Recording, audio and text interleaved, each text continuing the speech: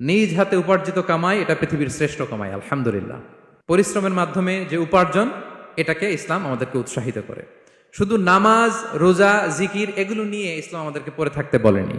Quranic order হচ্ছে আপনার নামাজ শেষ, আপনি বেরিয়ে পড়বেন, কাজে বেরিয়ে যাবেন। ফাইদা কুদিয়াতিস সালাতু ফান্তাশিরু ফিল আরদি ওয়াবতাগু মিন ফাদলিল্লাহ। বিধানটা কার বলুন? আওয়াজ করে বলুন, বিধানটা কার? এটা কোরআনিক ভার্ডিক্ট, কোরআনের বিধান। নামাজ শেষ, গোল হয়ে বসে জিকির করতে বলা নাই আল্লাহ।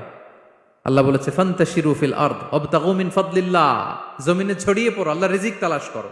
নামাজ শেষ, বেরিয়ে যাবেন। কৃষক চলে যাবে মাঠে,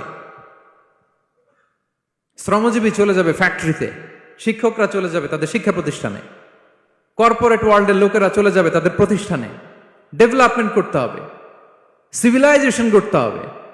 নামাজের পরে গোল হয়ে বসে থাকা চলবে না। কি ব্যালেন্স দেখেছেন ইসলাম?